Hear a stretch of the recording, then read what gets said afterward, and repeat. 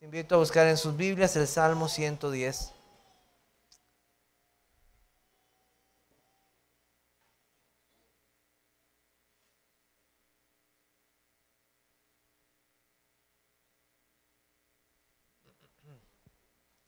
Salmo 110.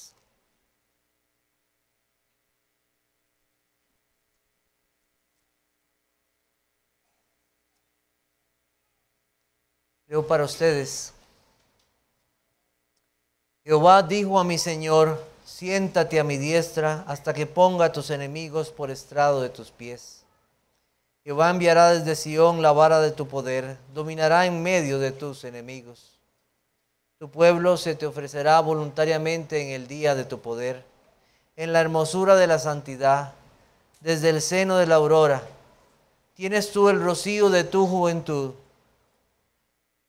Juró Jehová y no se arrepentirá. Tú eres sacerdote para siempre según el orden de Melquisedec. El Señor está a tu diestra, quebrantará a los reyes en el día de su ira. Juzgará a las naciones, las llenará de cadáveres, quebrantará las cabezas en muchas tierras. Del arroyo beberá en el camino, por lo cual levantará la cabeza. El Salmo 110, y el rey y su pueblo. Camino de Emaús, después de que el Señor Jesucristo resucitó, dijo a aquellos sus discípulos: estas son las palabras que os hablé estando aún con vosotros, que era necesario que se cumpliese todo lo que estaba escrito de mí en la ley de Moisés, en los profetas y en los salmos. El Salmo 110 es uno de esos salmos que claramente es un salmo mesiánico, de aquel rey único y verdadero.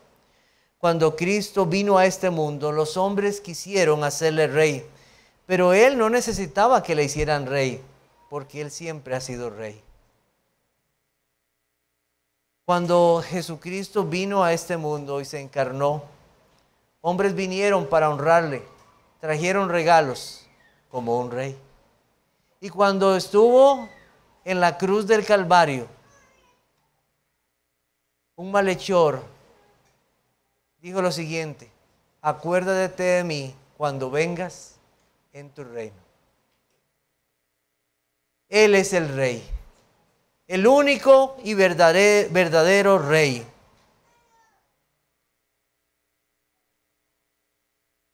Todos fueron testigos del poder de este rey que vino a este mundo. Cristo venció la muerte, Cristo venció a los enemigos, Cristo venció sobre las enfermedades, Cristo venció a aquellos que se opusieron a Él. Toda la humanidad fue testigo de su poder, aún los imperios de aquel momento, Roma. Los emperadores pensaron que ellos tenían el poder y Cristo les dijo: ninguna autoridad tendría sobre mí si no se fuera dada de los cielos. Él es el único y verdadero rey. La figura de un rey es algo que nosotros no tenemos a mano todos los días en nuestra vida. Y no es algo muy entendido por nosotros. Nosotros lo que tenemos son presidentes. Hoy, el día de hoy, estrenamos aquí en Costa Rica un nuevo presidente. Estos hombres no son duraderos, no siempre están para siempre en autoridad. Ellos son puestos por elección de la mayoría de un pueblo, como aquí en Costa Rica. Y se les considera los máximos jerarcas de un país, pero ellos realmente no tienen poder total, porque ellos dependen, como aquí en Costa Rica, del poder legislativo, del poder judicial, del poder ejecutivo, de una serie de poderes para poder ejercer su mandato. Pero cuando hablamos de Cristo como rey es muy diferente. Nos referimos a aquel que no solamente es rey, que es rey de reyes, dice la Biblia, cuando habla del Señor Jesucristo. En tiempos pasados, los reyes tenían poder absoluto. Un rey mandaba decir: a ese mátenlo, y moría. A ese denle en vida, y le daban vida. No tenía necesidad de un poder legislativo, de un poder judicial. Su palabra simplemente se cumplía. El ejército estaba bajo su dominio. Y la gente se sentía confiada, especialmente en los alrededores, dentro del castillo o en los muros, porque tenían un rey que los iba a proteger de sus enemigos. Y la gente se sentía orgullosa y confiada de aquellos reyes. Los reyes, podríamos decirlo en un sentido, tenían dominio completo y tenían un poder, podemos decirlo, en el sentido humano absoluto. En nuestros días la figura de un rey, como les dije hace un momento, no es muy conocida. Hay países que tienen reyes. En España se habla de esas figuras como reyes, y en Inglaterra. Y estos reyes no tienen poder absoluto. Algunos pueden tomar ciertas decisiones o tener cierta influencia en sus países. Y algunos nada más son reconocidos por la genealogía de la cual vienen, o porque tienen mucho dinero, o porque salen en ciertas revistas. Y la gente los sigue. Pero no tienen poder realmente. Muchas veces son solamente figuras. Figuras. ¿Qué harías si te encontraras con un rey en esta tarde? ¿Qué harías? Mi jefe me contó en el trabajo que hace unos años tuvo la oportunidad de ir a Inglaterra y tuvo la oportunidad de visitar uno de esos lugares turísticos en Inglaterra donde regularmente va la reina Isabel. Y dice que cuando él entró a ese lugar, no sé si era una abadía o no sé, dice que lo primero que le dijeron es esto: puede ser, no sabemos, que la reina hoy aparezca aquí, pero si aparece, usted debe quedarse quieto, no debe intentar tocarla, no debe intentar darle la mano, simple y sencillamente tiene que hacer un gesto de saludo. Casi como inclinarse un poco. ¿Qué? Un costarricense. ¿Cuándo nos vamos a inclinar aquí ante el presidente o hacer algo así? Pues él se asombró de que le pidieran algo así. La reina no apareció ese día. Pudo disfrutar su día tranquilamente. Fue algo muy interesante, dice, para él esa experiencia. Nuestro pasaje nos muestra hoy un rey, pero no cualquier rey. Nuestro Señor Jesucristo. Ese es el único y verdadero rey. Este salmo fue escrito por el rey David y inspirado por el Espíritu Santo.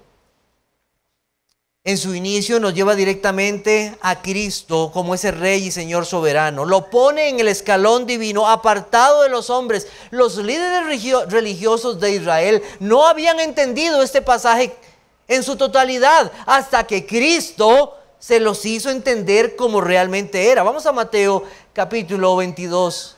Mateo capítulo 22.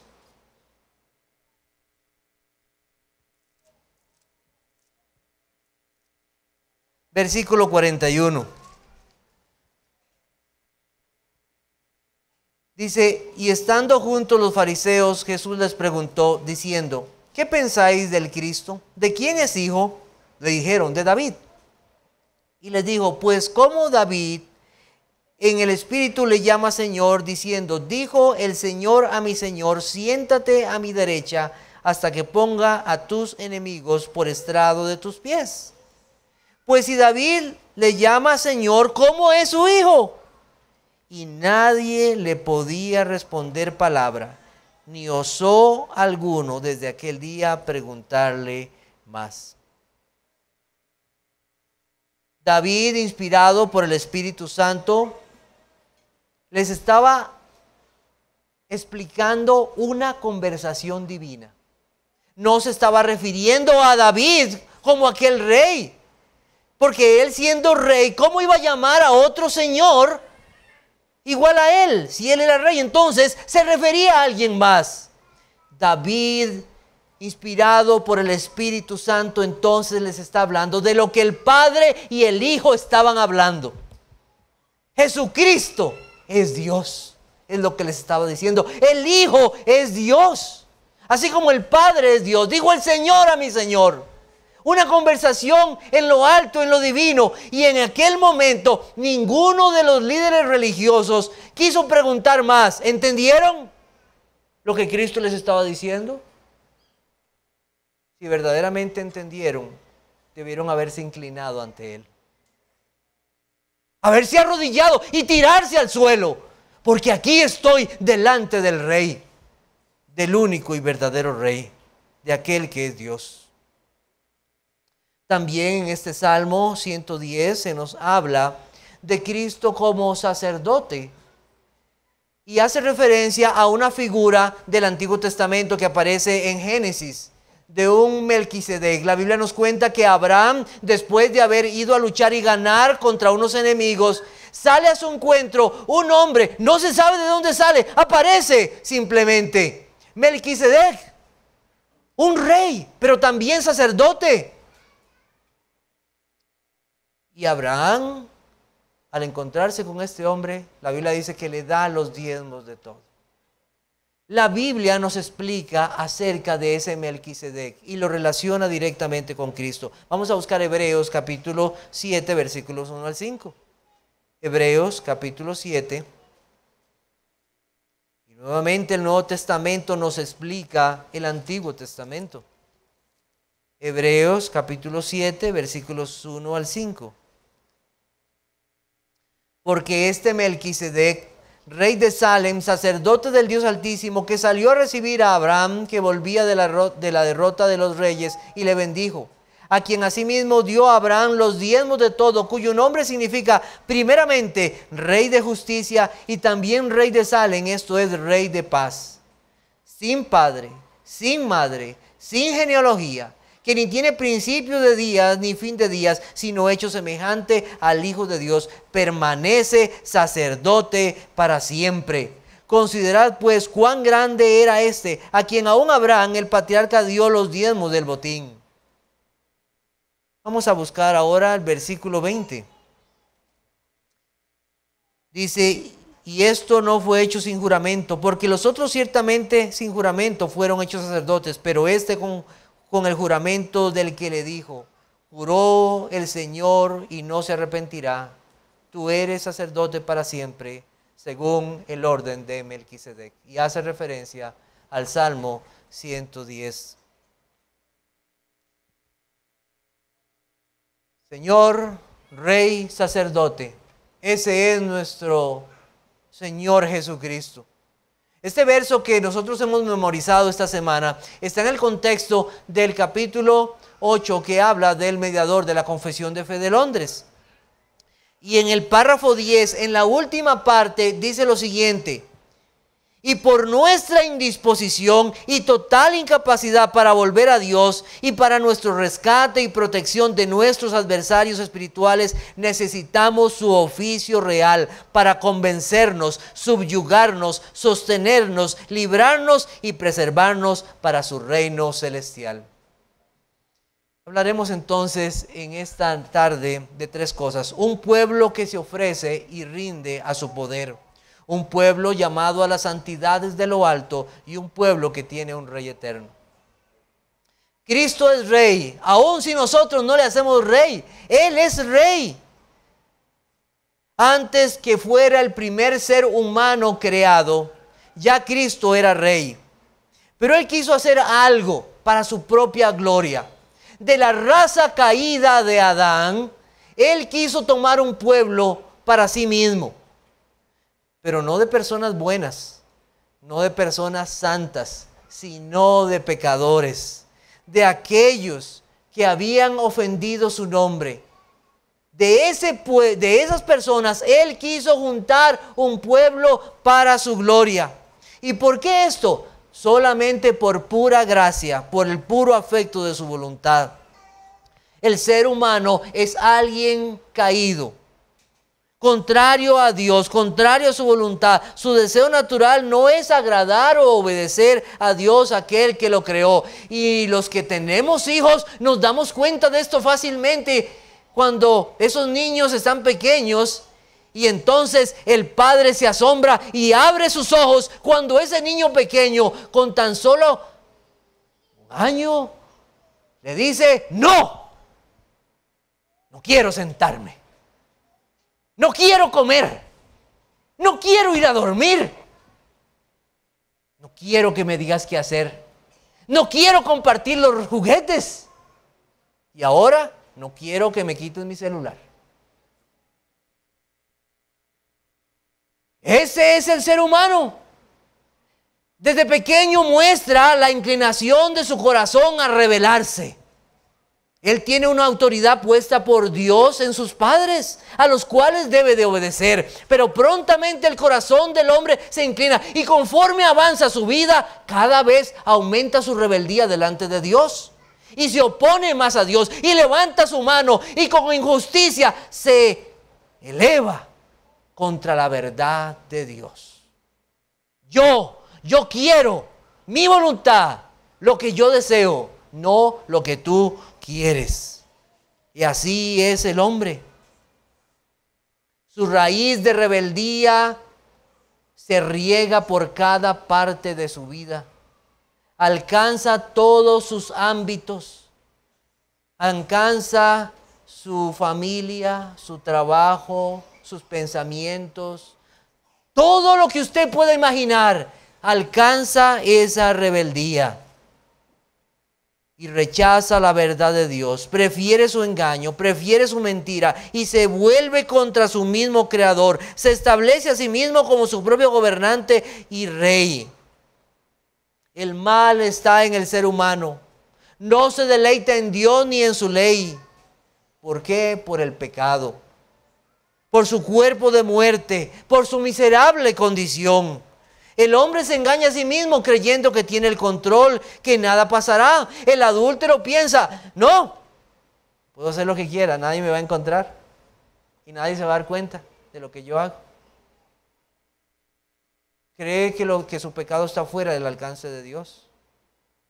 El mentiroso: no, nadie se va a dar cuenta que yo estoy mintiendo. Dios sabe lo que estás haciendo. El fornicario,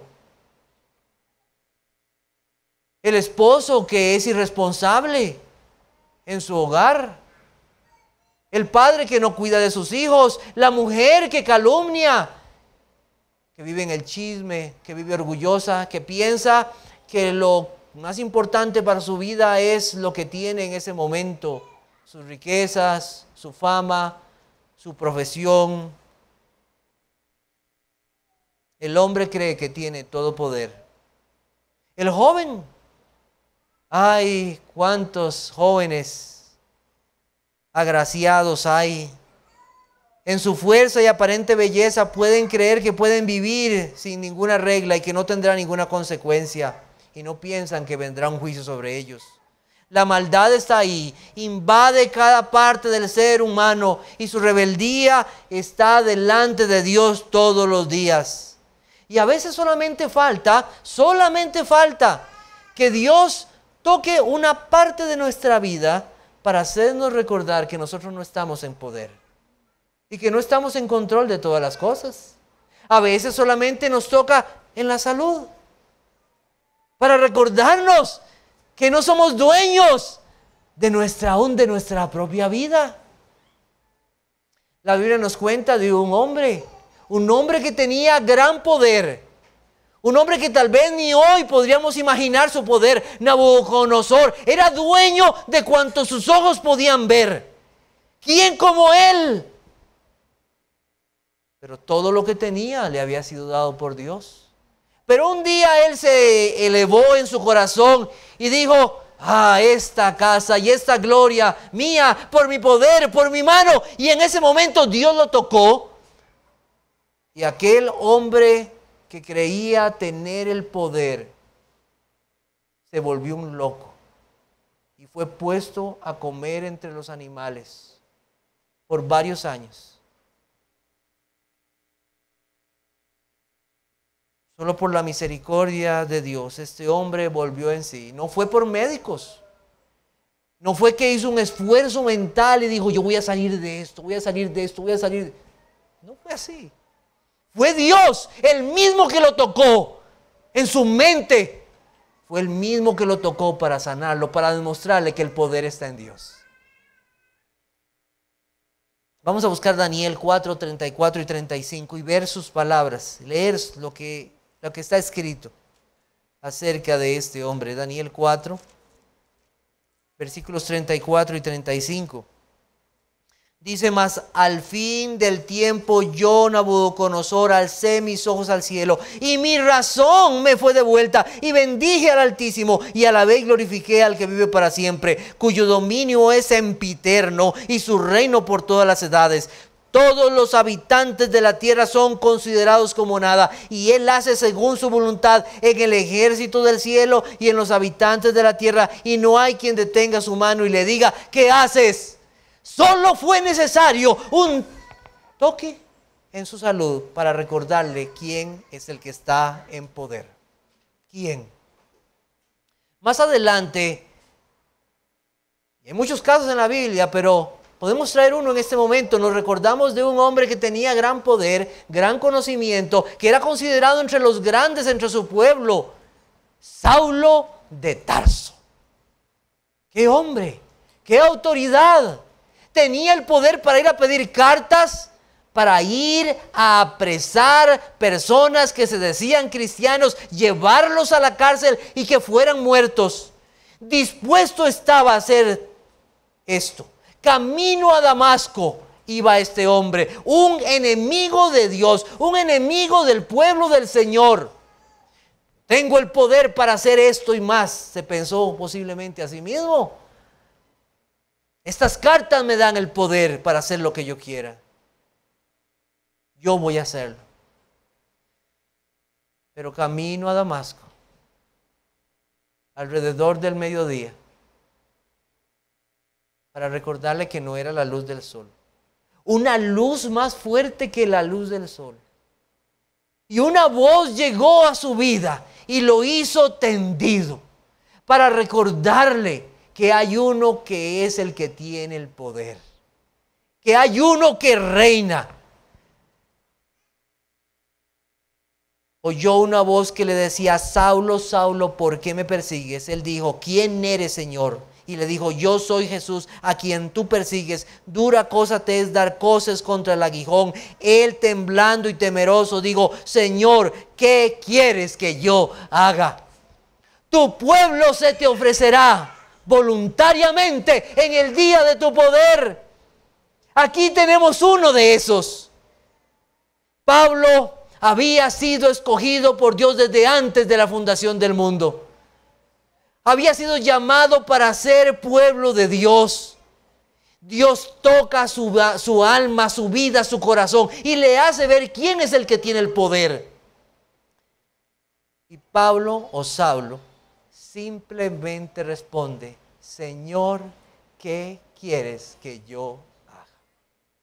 Este es un ejemplo de todos aquellos que vienen al Señor Jesucristo. En un instante pasó a ser pueblo de Dios. Dios lo llamó por su gracia. Fue cambiado totalmente. Y nos muestra nuestra misma condición cuando íbamos contrarios a Dios, engañados en la maldad de nuestros hechos. Nos salió al encuentro el Señor y nos llamó con su fuerte voz: yo soy Jesús, yo soy el Rey, yo soy aquel a quien debes adorar y servir. Y en ese momento cambió su corazón para siempre. ¿Quién? Sino Dios, el que puede cambiar la voluntad y la mente. He escuchado esto muchas veces. A ese nadie lo cambia. A ese nadie lo cambia. ¿Quién va a cambiar a las personas? Podemos doblar el acero. Podemos hacer cosas increíbles con materiales que parecen tan duros. Pero ¿quién puede quebrar la voluntad de un hombre?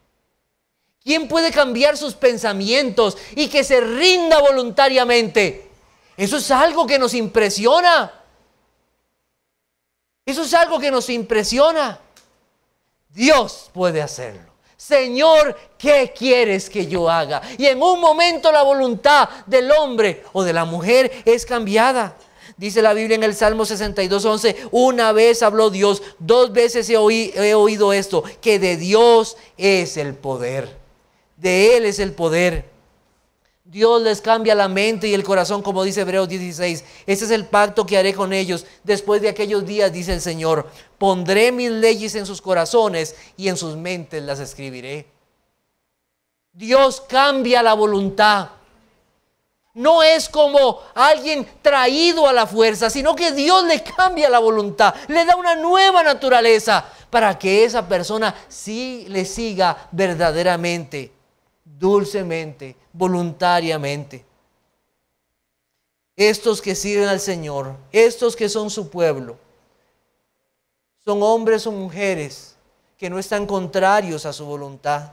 En las filas de la verdadera iglesia de Cristo están aquellos que se inclinan ante el Rey y le dicen, ¿qué quieres que yo haga?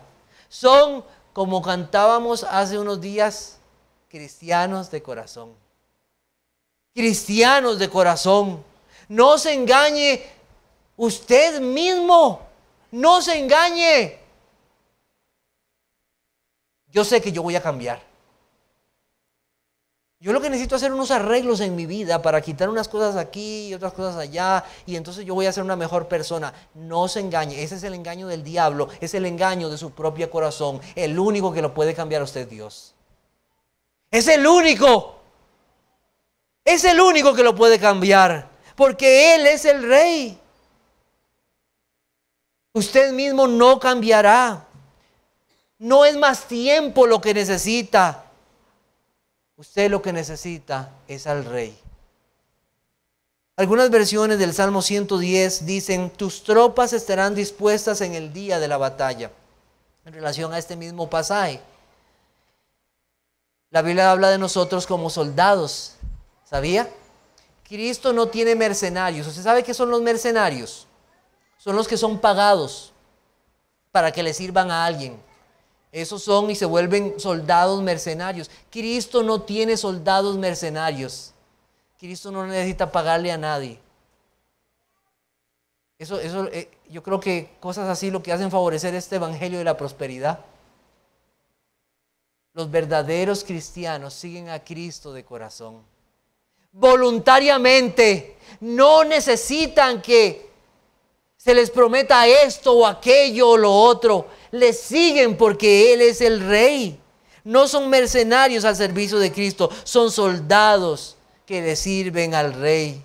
Dios no tiene personas obligadas en contra de su voluntad, sino que tiene personas que han sido cambiadas en su voluntad, con una voluntad limpia, con una voluntad amorosa y con una voluntad dedicada para servir al Señor.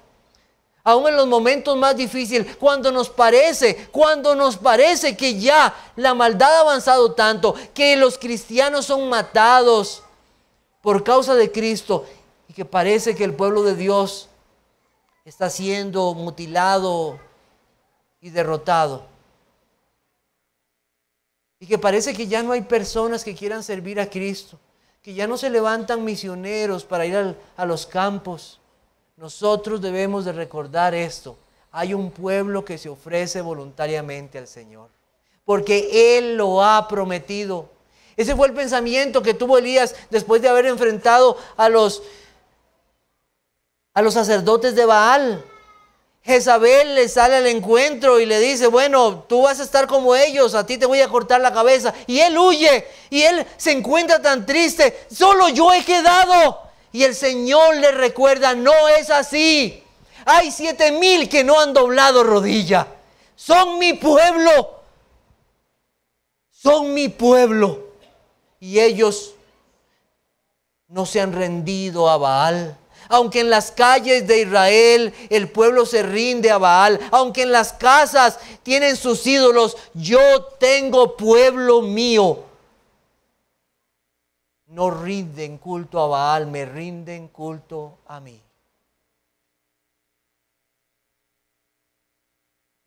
En el día de tu poder, ese poder de Dios, es el poder de Él, no es el poder de los hombres. Es un poder que le pertenece a Él. Y el pasaje que tenemos en el Salmo 110 dice, en el día de tu poder. Bueno, ¿cuál es ese día del poder de Dios? ¿Cuál será ese día? Interesante. Este pasaje no es fácil, hermanos. Este pasaje no es fácil. En primer lugar, yo quiero decirles que Dios no es menos poderoso un día que otro. Eso debemos recordarlo, ¿verdad? Dios siempre, Él es poder. Ayer, hoy y por los siglos. Y Él no ha perdido nada, absolutamente nada de su poder, ni va a ganar más poder. Él es poder. No tienen que agregarle poder, no tienen que aumentarlo, no tienen que mejorarlo. Él es el único Rey y poderoso. No tiene que pedirle a alguien permiso para hacer algo. No depende de alguien más. Cuando hablamos de poder, podemos pensar de varias cosas. Porque el Evangelio es poder de Dios. Para salvación a todo aquel que cree. El Evangelio es poder de Dios para salvación. Podemos recordar también el poder que levantó a Cristo de entre los muertos. Y la Biblia nos dice que con ese mismo poder, un día los suyos también serán resucitados. Poder de Dios. Podemos recordar también aquel poder de Dios que después de que Cristo resucitó, 50 días después, un día domingo, en la predicación del apóstol Pedro, lleno del poder de Dios en el Espíritu, predicó a muchos y más de 3,000 personas fueron convertidas. Y al oír esto se compungieron de corazón y dijeron a Pedro y a los otros apóstoles: varones hermanos, ¿qué haremos? Tu pueblo se te ofrecerá voluntariamente en el día de tu poder. Es el poder de Dios, la palabra de Dios, su Espíritu Santo. Cuando hablamos de ese día del poder de Dios, yo pienso que la mejor representación de ese día del poder de Dios es el día domingo. ¿Sabe? Porque en el día domingo predicamos con poder el Evangelio en el Espíritu. Porque en ese día recordamos el poder que levantó a Cristo de entre los muertos. Poder de Dios, porque en ese día se predica la palabra de la cruz, que es poder de Dios. Ese poder de Dios evidente en aquellos que son siervos de Dios, que predican a los hombres. Y Dios, hablando a las conciencias y a las mentes, cambia los corazones. Y las personas se ofrecen voluntariamente al Señor. Los predicadores de Dios, los verdaderos siervos de Dios, no tienen que hacer largas oraciones al final, llamando a las personas: venga y venga y venga. Como recuerdo en muchas ocasiones, predicaciones donde a veces la parte del llamado era casi la mitad, para ver si finalmente alguno se rendía y venía al altar. Dice la Biblia que no. Dice que en el día de su poder, voluntariamente, Dios convence los corazones. Él convence las mentes. Pero también podemos pensar de ese día de poder cuando un día todas las naciones vendrán delante de Él. Un día vendrán todas las naciones delante de Él y se arrodillarán delante del Señor. Dice Filipenses 2:9 al 11, por lo cual Dios también le exaltó hasta lo sumo y le dio un nombre que es sobre todo nombre, para que el nombre de Jesús se doble toda rodilla de los que están en los cielos y en la tierra y debajo de la tierra, y toda lengua confiese que Jesucristo es el Señor, para gloria de Dios Padre. Vendrá un día donde todos doblarán la rodilla delante de Dios y verán a aquel que es poderoso viniendo en gloria. Todos lo verán. Pero solo aquellos que hoy le siguen voluntariamente serán los que finalmente estarán con Él, ya que son su pueblo. En segundo lugar, un pueblo que ha sido llamado a la santidad desde lo alto. Salmo 110 dice lo siguiente: en la hermosura de la santidad desde el seno de la aurora. La santidad solo es apreciada por aquellos que han sido lavados por la sangre de Cristo. La hermosura de la santidad no es apreciada por el pecador hasta que después de ser limpiado, de ser renovado, de ser perdonado, puede ver entonces hacia atrás su inmundicia, su maldad y dar la gloria a Dios. Señor, gracias por haberme limpiado y darme santidad. Porque antes no puede ser apreciada de ninguna manera. ¿Cuál es esa hermosura? Es la hermosura de los hijos de Dios, del pueblo de Dios, que son adornadas con las joyas preciosas de la justicia de Cristo, de la justicia del Señor, para un día presentarnos sin mancha delante de Dios. Dios ve a su pueblo hermoso en Cristo. Ellos visten la justicia de su Hijo, la justicia de su Hijo, y Dios los ve hermosos. No importa si es anciano, no importa si está enfermo, no importa si tiene o no dinero, no importa, los ve hermosos en Cristo, porque han sido lavados con la sangre preciosa de su Hijo.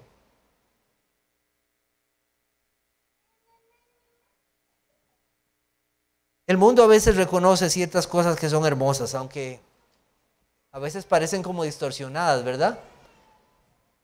A veces hay cuadros que uno ve y la gente dice, ¡ay, qué hermoso cuadro! Y uno dice, pero ¿cómo va a ser eso hermoso, verdad? Realmente está distorsionado, ¿verdad?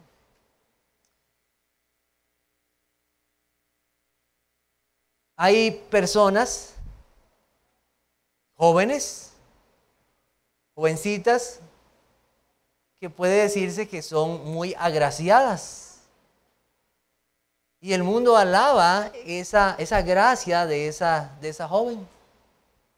Hay jóvenes, hombres, varones, que cuando están en esa juventud se ven tan lozanos, tan fuertes.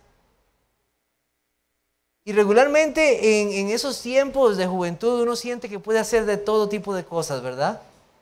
Se ve fuerte, se ve grande, se ve que puede hacer muchas cosas. Pero quiero decirte algo. Por más que el mundo pueda decir que tú te ves bien, que te ves saludable, que te ves hermoso, o lozano, o lo que sea, si tú no estás en Cristo, lo único que ve Dios en ti es un pecador inmundo y corrompido. Y es algo que nos debe de importar. Es algo que te debe importar verdaderamente. Porque te quiero preguntar, ¿qué harás el día que te enfrentes delante del Rey? ¿Cómo te verá Él? ¿Con qué te presentarás delante de Él? ¿Con tu propia justicia? ¿Con una aparente vida de moralidad o con la santidad de Cristo? ¿Con qué te presentarás delante de Él? Tú lo que necesitas es la limpieza de Cristo. El poder de Dios que viene de lo alto y cambia vidas. Dice aquí, en la hermosura de la santidad desde el seno de la aurora. ¿Sabe usted qué es la aurora? ¿Sabe qué es la aurora? La aurora es una luz que aparece tempranamente en la mañana. Cuando las tinieblas van desapareciendo, lo primero que aparece es esa luz, la aurora en la mañana. El hombre en su maldad, en las tinieblas de su pecado, necesita ese poder de Dios para que la luz del Evangelio le alumbre y entonces pueda vivir para la gloria de Dios. Desde el seno de la aurora, desde lo alto, ese poder que viene, ese poder divino que viene de Él para cambiar el corazón y la mente y la vida y nos limpia. Solo Él puede limpiar el corazón por la obra perfecta de su Hijo Jesucristo.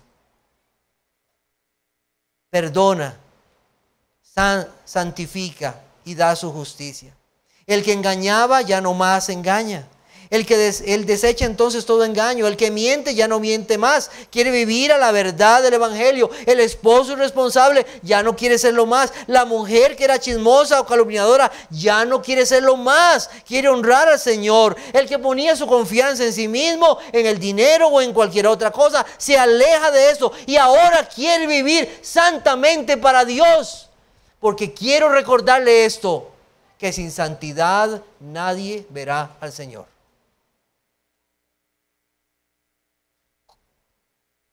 La hermosura de la santidad solamente en Cristo es apreciada.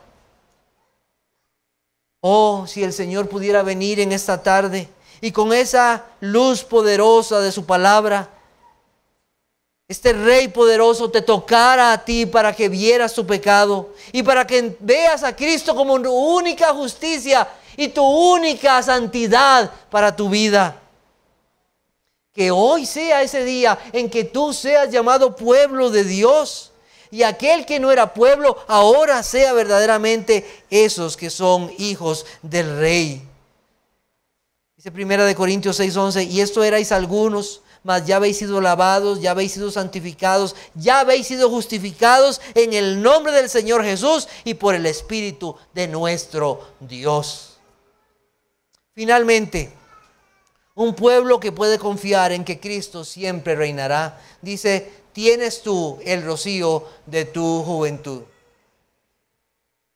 Hay un tiempo en que las personas generalmente son más fructíferos.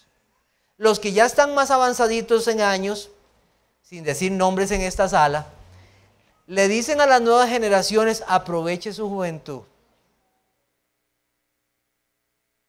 No pierda el tiempo.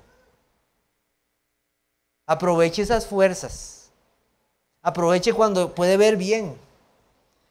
Cuando puede oír bien. Cuando puede trabajar y no cansarse tanto. Aproveche la juventud para tener hijos. Eso dicen, ¿verdad? Porque prontamente pasa el tiempo y llegan las canas, y ya comienzan aquello. Qué raro, me duele aquí, y eso nunca me dolía antes. Y comienzan esos, ¿verdad? Los reyes,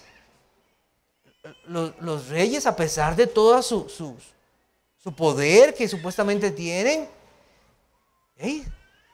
mueren. Y lo que queda de ellos son sus mausoleos nada más. Eso es lo que queda de ellos. Vaya busque en Egipto y encontrará las tumbas de los faraones.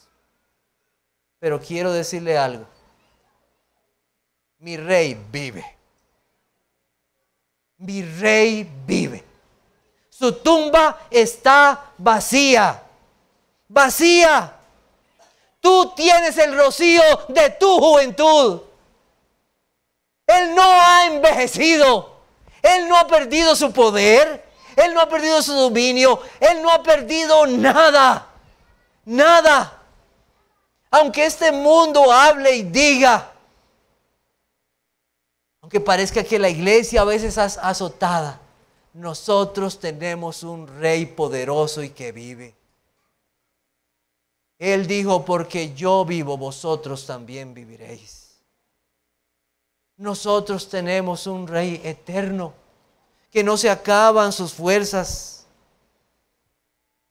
Es un rey que no ha pasado de moda. Su reino sigue siendo el mismo reino de poder. Y su iglesia sigue adelante sostenida por su rey. Su evangelio, aunque antiguo, sigue siendo fresco porque sigue salvando pecadores. No se envejece, no hay que renovarlo, no ha perdido su poder. Cristo no ha dejado de ser rey en el corazón de todo su pueblo. Sigue siendo rey.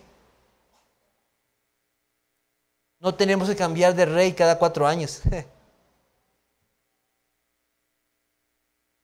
No tenemos que esperar a un sucesor para ver si arregla las cosas. El pueblo de Dios tiene un rey y su rey es eterno.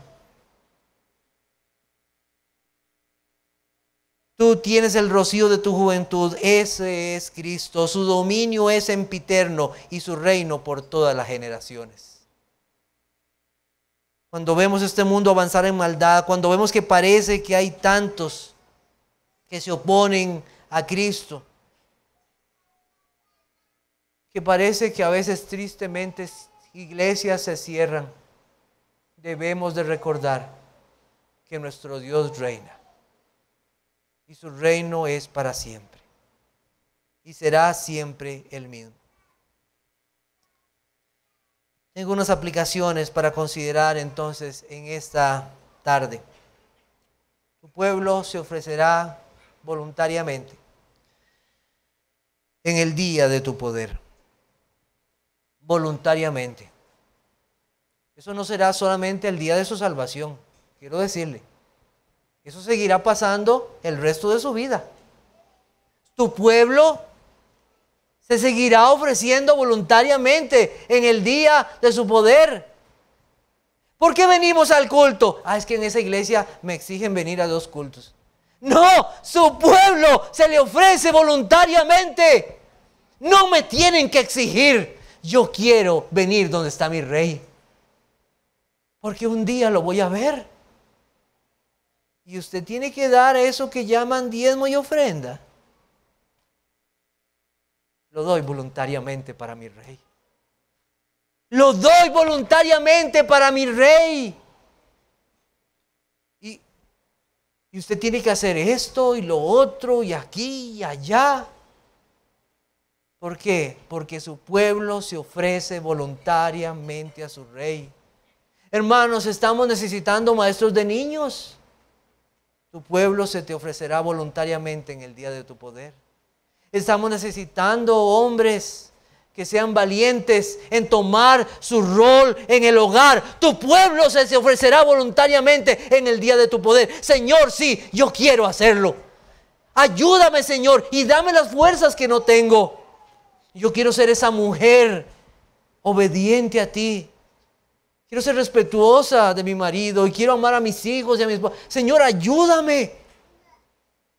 Me ofrezco voluntariamente a ti, Señor, para hacer tu voluntad. Esa es una de las evidencias del pueblo de Dios. Se ofrece voluntariamente. Voluntariamente. Para servir. Y hablamos en la mañana de ese servicio a Dios. Su pueblo se ofrece voluntariamente. Quiere servir voluntariamente. ¿Por qué? Porque es su rey. Porque es el rey de reyes y señor de señores. ¿O acaso estás esperando algún puesto para ser reconocido? No, ese no, porque no voy a ser reconocido. Mejor voy a esperarme cuando salga un puesto, ese sí. No. Tu pueblo se ofrece voluntariamente. Voy a esperar el tiempo cuando ya tenga la pensión, porque ya ahí sí me voy a poder ofrecer voluntariamente. ¿Acaso no te salvó para que le obedecieras? ¿Qué te está deteniendo? Te voy a decir una causa, el pecado. El pecado es una causa. Dios no tiene en sus filas hombres o mujeres perfectos, pero sí santos. Pero sí santos.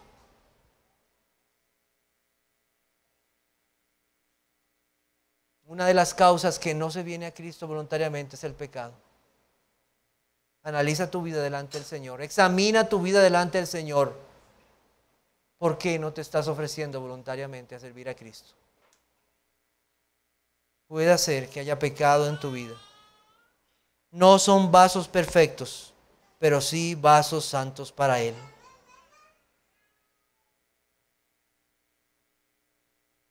¿Te acuerdas o se recuerdan que al principio les hablé de ese jefe que dijo que se encontraba ahí en ese lugar y que qué pasaría si se encuentra con la reina? ¿Qué iba a hacer? ¿Se acuerdan, verdad? Que le mencioné eso. Bueno, te quiero hacer una pregunta. ¿Qué pasará contigo si hoy te encuentras con el rey? Y algo más terrible, ¿qué pasa si te encuentras con el rey y no eres su pueblo? Porque su pueblo se inclinará ante él y le adorará. Y estará con él para siempre porque son su pueblo. Pero ¿qué pasa con aquellos? Busquemos Salmo 110, versículos 5 al 7.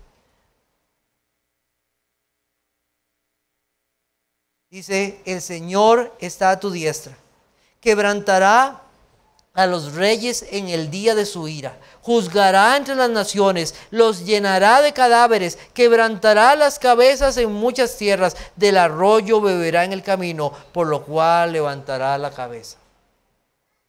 Estas son palabras realmente serias, una advertencia seria y una advertencia real. Si hoy usted escucha la voz de Dios, no endurezca su corazón.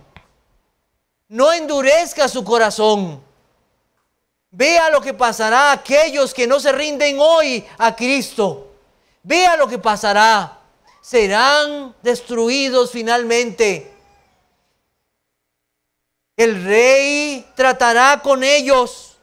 Quebrantará a los reyes en el día de su ira. Juzgará a las naciones, las llenará de cadáveres. No tendrás vida, sino condenación y muerte eterna. Ese será tu destino al estar frente al Rey. Solo hay uno que te libra de la ira venidera y es Jesucristo. Hoy es ese día. Ven a Él, no esperes tratar de cambiar por ti mismo. Es un cambio que viene de Dios.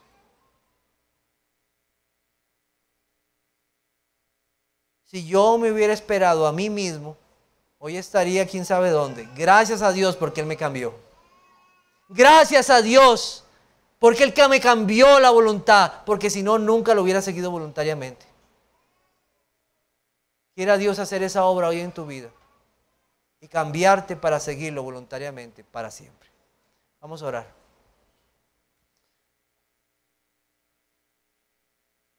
Señor, te damos gracias en esta tarde por habernos permitido escuchar tu voz. Señor, que este pasaje siga dándonos verdad de quién eres tú. Por tu Espíritu Santo, ilumínanos. Porque siento, Señor, cuán débil soy, Señor, al exponerlo. Pero tú eres un Dios poderoso. Y aquel que es tu Hijo ha enviado su Espíritu Santo para convencer corazones de pecado, de justicia y de juicio. Cuánto anhelamos, Señor, ver ese poder en las vidas de muchos para que voluntariamente te sigan. Qué terrible será el día en que los hombres se presenten delante de ti sin Jesucristo tu Hijo, pensando que podían pasar ese día. Ten misericordia de ellos. Habla a sus vidas y a sus corazones y cámbialos para tu gloria. Queremos ver a muchos, Señor, ser pueblo tuyo. Tú sabes quiénes son. Llámalos, Señor, por tu gracia. Te lo pedimos y en ti oramos. Amén.